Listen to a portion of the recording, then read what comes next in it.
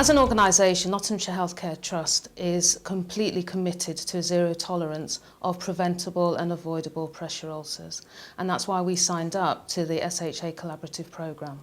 We provide community services, and that's one area that can be really challenging, because within the community services you have to have a partnership with the patients and also their families. We cannot impose what we expect them to do on them, we have to work in partnership.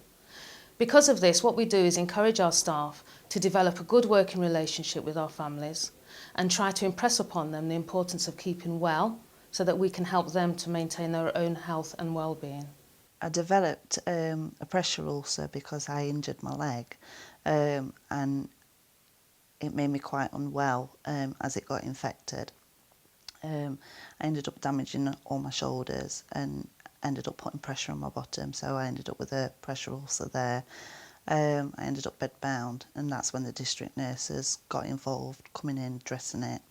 I ended up having to go to hospital where it was debrided, and I had to spend 10 weeks in hospital because the wound ended up really big. And then I came home and I've been in bed ever since. Before I was really independent. I did everything for myself. I didn't have any carers.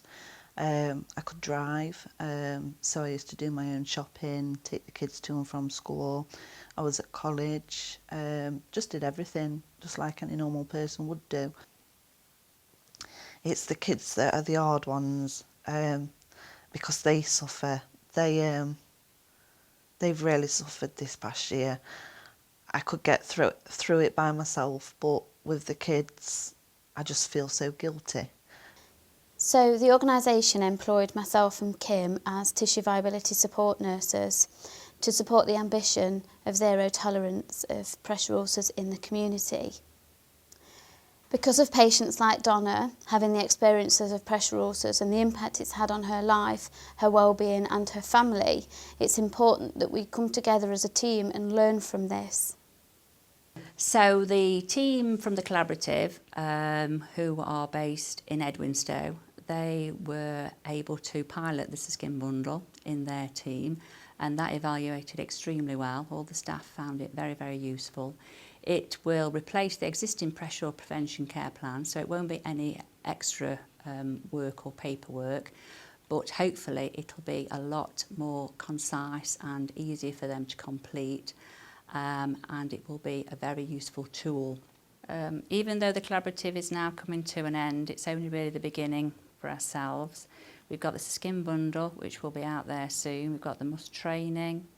We've got the safety crosses, and hopefully they'll be going up in all community teams. There'll be lots more work and initiatives, I'm sure, and strategies that we will be putting in place, because we really do need to drive down avoidable pressure ulcers. So from the evaluations from the Edwinstowe team of the skin bundle, myself and Kim and Ruth will be handing that out to the other teams in order for them to implement it. We will then act as a resource to iron out any difficulties that we're faced when implementing it in the community.